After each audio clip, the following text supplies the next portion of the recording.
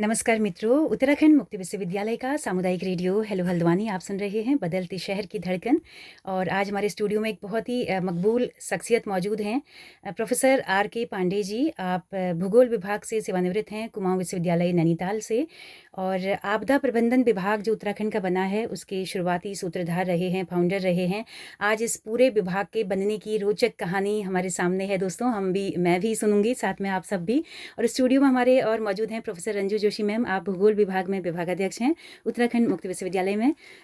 और हमारे साथ मौजूद हैं प्रोफेसर तेज बहादुर जी, आप गर्ल्स कॉलेज हल्द्वानी में भूगोल के प्रोफेसर हैं।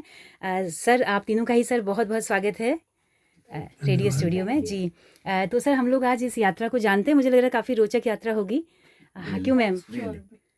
क्योंकि हमारा विभाग है, हमारा उत्तराखंड जिस जोन में आता है, जिस डेंजर जोन में, तो हमें इस विभाग के बनने की कहानियां जरूर पता होनी चाहिए। बिल्कुल सर, से हम जितना लाभ ले सकते हैं उतना हमको लेना ही चाहिए। बिल्कुल, मतलब जितना हम ले पाए, क्योंकि सर आज आए हैं तो हम जितना भी ले सकते हैं ले लें, और फ्यूचर में भी हम सर को बुलाएं जिससे जी बहुत सारी हमको चीज़ें पता चले और कुछ एक अच्छा ओपन यूनिवर्सिटी कर पाए। जी। सर, आपको भी, हालांकि भूगोल विभाग में है, लेकिन आपको भी शायद रोचक लगेगी ये यात्रा। निश्चित श्योर। जी मैडम, ये मैम जो है, सर का जो ज्ञान है जी।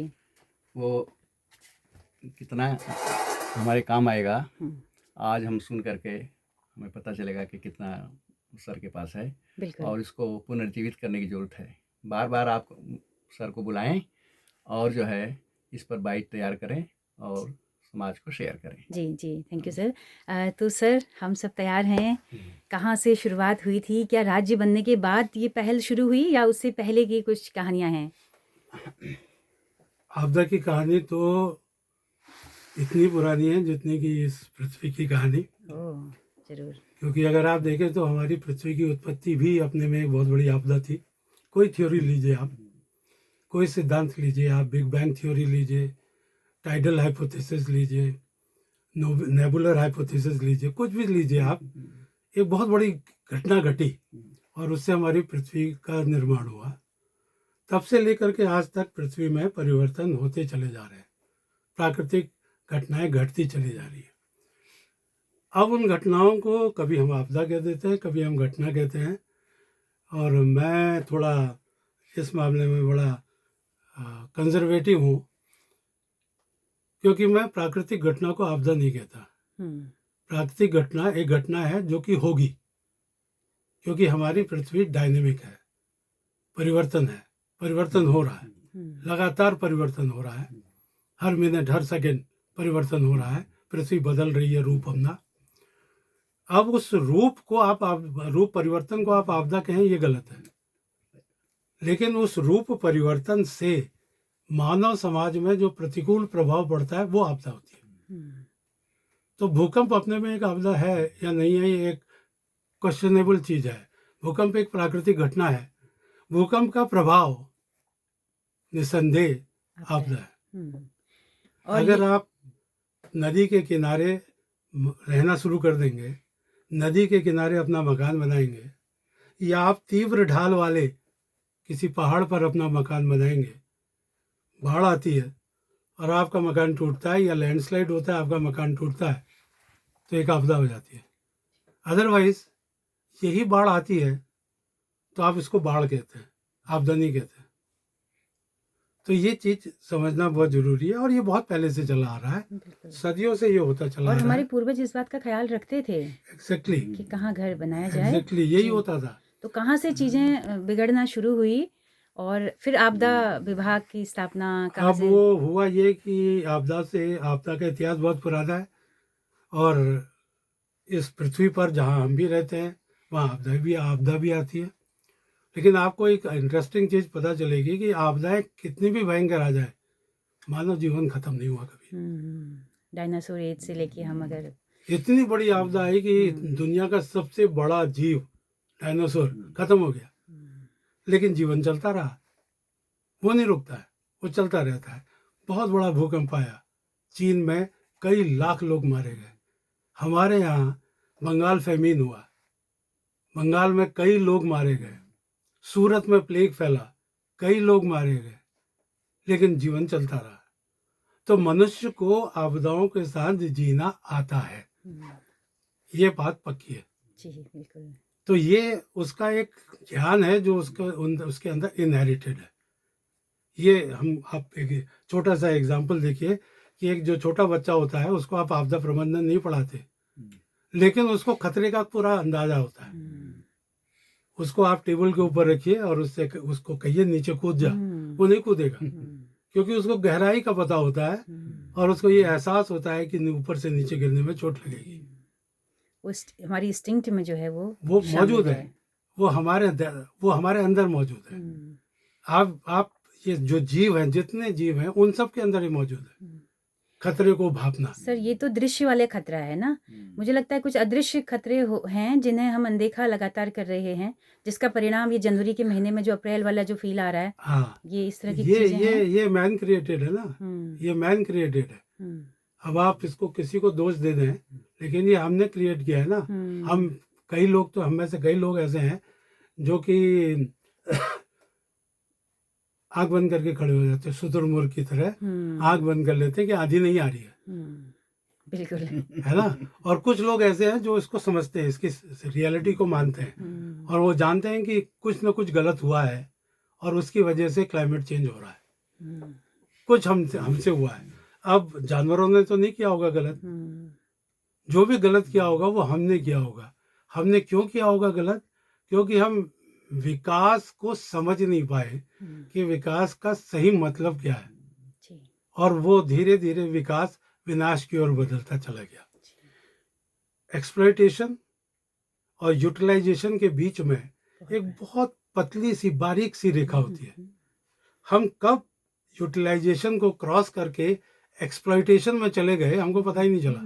गांधी जी इसीलिए कहते थे कि हमारी लालच को कम कर, धरती कम है। ये जो स्व शब्द आया ना, स्व, ये आया ही गांधी जी ने इसीलिए निकाला कि हम स्व की बात करते हैं, हम स्वाभिमान की बात करते हैं, हम स्वावलंबन की बात करते हैं। ये स्व यही है कि हम अपने अंदर को पहचाने। और जो आप कह रही थी ना कि कुछ छिपी हुई होती है, वो यही छिपी हुई है कि जब हम आंख बंद कर लेते हैं, हम नहीं पहचान रहे, हमको पता नहीं है कि आने वाली जनरेशन को हम क्या देने जा रहे हैं, तो यही घटना घटेगी। ऐसे ही सब कुछ हम होगा। सचेत नहीं है, हम बेपरवाह होके कर रहे हैं। हम सब्जी लेने जा रहे हैं, हमको इतना तकलीफ नहीं उठाई जा रही कि हम थैला लेकर चले हैं। एग्जैक्टली। फिर हम पन्नियों का अंबार घर लेके पहुंच रहे हैं। हम विकास और विनाश के बीच का अंतर नहीं समझ पाते। एक बहुत अच्छा प्रयास हुआ था, ये जो पॉलीथीन की बात कर रहे हैं, इस पर हमारे गवर्नमेंट कॉलेज पिथौरागढ़ में बहुत अच्छे टीचर थे विपिन उप्रेती जी, पॉलीथीन बाबा भी कहते थे लोग मजाक में उनको। वो पॉलीथीन इकट्ठा करते, प्रभात उप्रेती जी, वो पॉलीथीन इकट्ठा करते थे कि ये पॉलीथीन चोक कर रहा है। हमारी बहुत छोटी सी चीज थी, ये गायों के पेट से लेके हमारे समुद्र तक नदी नाले नौले सबको चोक कर रहा है। तो हम वो उनका बहुत अच्छा प्रयास था। लोग कितना समझे कितना नहीं समझे मुझे नहीं मालूम, बिल्कुल। लेकिन उसमें एक चीज और थी कि हम इतने यूज टू हो चुके थे उस चीज के कि किसी से ये कहना कि तू थैला ले जा, वो एक्सेप्टेबल नहीं था, क्योंकि थैले भी गायब हो चुके थे। वो हमारे कल्चर से हट चुके थे। थैले नहीं सिले जा रहे थे, बिल्कुल वो हट चुके थे। थैला सिलना, वो दर्जी नहीं था, सिलने वाला, वो सारी चीजें हट चुकी थी। हमारी जो स्मृति थी उससे हट चुके थे। अभी सर हम पैटर्न अगर देखें, जो जितने भी मॉल वगैरह हैं अभी हल्द्वानी शहर में, वहाँ आप देखिए आपको 35 रुपए में 50 रुपए में बहुत सारे थैले आजकल पैकेज में मिल रहे हैं। तो फिर से एक थोड़ा ट्रेंड आ रहा है, लेकिन थोड़ा डिजाइनर थैले हैं छोटे से। तो ये ट्रेंड थोड़ा लौट रहा है फिर से अभी। अब वो प्रयास है, वो भी एक प्रयास है। वो एक कॉमर्शियल तौर पे आ गया। पहले तो दर्जी बनाता था, नहीं, उससे कोई फर्क नहीं पड़ता। कैसे भी हो आपको करना पड़ेगा। 35 रुपया आप एक बार खर्च करोगे, अगर आपने 10 दिन खर्च किया 350 रुपए खर्च कर दिए, तो आपको लगेगा कि यार 350 रुपए खर्च करने से बेहतर है कि मैं थैला जो 35 रुपए में लिया था वो जेब में रख के ले जाऊं, जिससे मुझे नया थैला ना खरीदना पड़े। बिल्कुल। अभी ये है कि बड़ी कंपनियां दे रही हैं, लेकिन हम इसको समूह की महिलाओं के थ्रू भी करवा सकते हैं। एग्जैक्टली। एक बड़े पैमाने पर थान का कपड़ा लेके ले जाएं और उनको रोजगार भी मिले। बिल्कुल।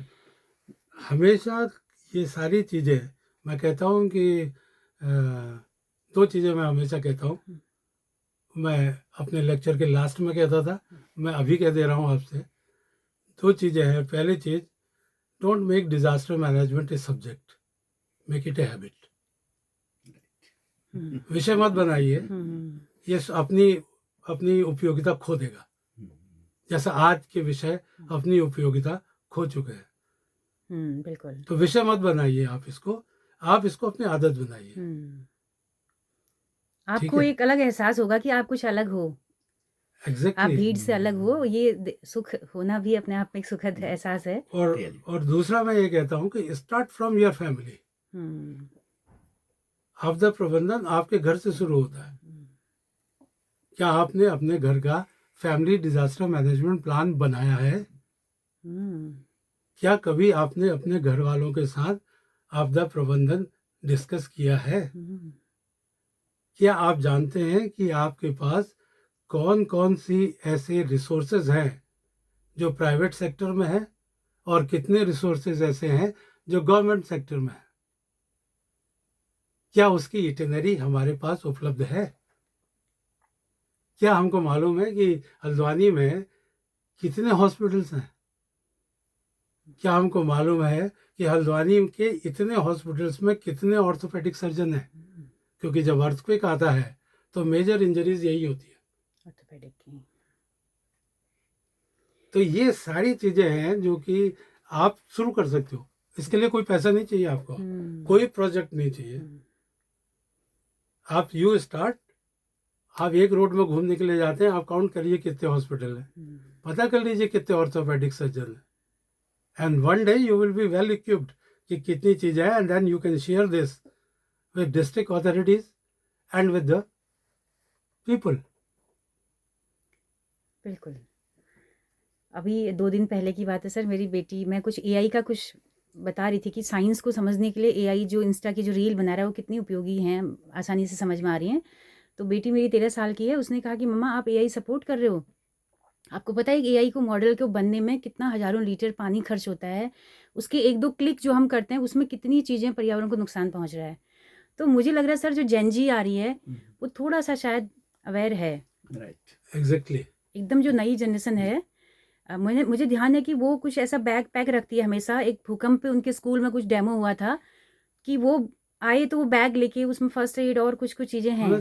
तो ये सेंसिटिविटी स्कूलों से भी लाई जा सकती है और ये होनी चाहिए जेन जी में। ये bottom to top and top to bottom दोनों तरफ से चलनी चाहिए कि head of the family discuss करे कि we are living in zone 4 और zone 5, so we should be ready any time we can have tremors, तो व्हाट शुड वी डू? बिल्कुल। तो उसमें सबसे पहला आप ये बताओगे कि अगर कभी हो गया तो हमारे घर से निकलने के एग्जिट कितने हैं? क्योंकि अगर हम सब एक ही रास्ते से निकलेंगे तो no one will die from earthquake, most of the people will die due to stampede. तो हमको पता होना चाहिए, हम अपने बच्चों से कहें कि तुम्हारे बेडरूम इस डोर के नजदीक है, you go, you exit from this and me and my wife will exit from this, it is near to us. Which part of my house is weak, which part of my house is strong, ये आपने करना है। कोई नहीं आएगा आपके, और you don't require structural engineer to do that. तो इस लेवल पे अगर हम अगर अवेयर हो जाते हैं, हाँ, तो मुझे लगता है कि सरकारों के भी बहुत सारे काम हल्के हो जाएंगे। नहीं बिल्कुल सर मतलब सर का जो लेक्चर होता है वो इसी पे, और बहुत अच्छा। मैंने तो बहुत सारी चीजें सीखी हैं सर से इसी तरीके से कि हम कैसे बच सकते हैं। इनफैक्ट जब मैं पीएचडी कर रही थी तो मेरे बेटे को पता था कि हम अर्थक्वेक से कैसे बच सकते हैं, क्योंकि मैंने नहीं बताया, सर ने बताया, क्योंकि वो मेरे साथ जाता था। अच्छा। तो सर ने मतलब उसको सारी चीजें पता थी कि अर्थक्वेक आएगा तो हमें मम्मा टेबल के नीचे जाना है, क्योंकि सर ने बताया कि इस तरीके से आप मतलब मैनेज करो अपने आप को, बच्चों को सिखाओ, सारी चीजें करो। तो मतलब हम तो सर के स्टूडेंट रहे हैं तो हमें बहुत सारी चीजें पता है और बहुत सारी चीज हम जानना भी चाहते हैं। मैं तो चाहती हूँ कि सर का लेक्चर, हम लोग कई बार कोशिश करते हैं कि हमको एक मतलब हम टीचर्स को भी सर का लेक्चर मिल जाए करके। बिल्कुल बिल्कुल। तो सर आज तो आपदा प्रबंधन विभाग पे बातचीत से पहले ही इतनी भूमिका बन गई कि एक एपिसोड पूरा ही हो चुका है, समय सीमा अभी समाप्त हुई। सर हमारे यहाँ भी एमबी कॉलेज में आते थे ना, जी जी। तो उसमें एग्जामिनेशन के बाद जो है इनका सर का टेस्ट है कि कैसे आप जो है आप आपदा आ गई एकदम कैसे जाओगे तुम लोग। तो उन्होंने बताया था कि ये जो बता रहा था कि घर का सिस्टम पता होना चाहिए, वो कॉलेज में सर ने बताया था कि तुम लोग ऐसे मैनेज करोगे अगर एक आ गया अर्थक्वेक तो ये जो प्रैक्टिकल जो है नॉलेज सर के पास जितना है, अगर इसे कर रहे हैं, सर दे रहे हैं, तो हम अडॉप्ट करेंगे तो हम बहुत जो है इसमें सफल हो पाएंगे। जी बिल्कुल। तो दोस्तों हम आपसे माफ़ी चाहते हैं कि अगले एपिसोड में हम आपको आपदा प्रबंधन विभाग की बनने की कहानी सुनाते हैं। आज के लिए इतना ही। तो सर बहुत बहुत शुक्रिया सर इस महत्वपूर्ण जानकारी के लिए। जी, तो दोस्तों फिर मिलते हैं। और जैसा कि हम बताते हैं दोस्तों कि हमारा रेडियो एक सामुदायिक रेडियो है जिसकी पहुंच रेडियो में केवल हल्द्वानी शहर तक है। लेकिन अगर आप दूर दराज पहाड़ों में या देश के किसी भी हिस्से में इस रेडियो को सुनना चाहते हैं तो हमारे यूट्यूब चैनल के जरिए और हमारे प्ले स्टोर पर ऐप को इंस्टॉल करके आप ऐप के जरिए देश दुनिया में कहीं भी हमारे रेडियो को सुबह 6 बजे से लेकर रात 9 बजे तक सुन सकते हैं। तो प्रोफेसर KR पांडे जी के साथ में, प्रोफेसर तेज बहादुर जी के साथ में, प्रोफेसर रंजू जोशी मैम के साथ में अपनी रेडियो दगड़ी सुनीता भास्कर को दीजिए इजाज़त। नमस्कार।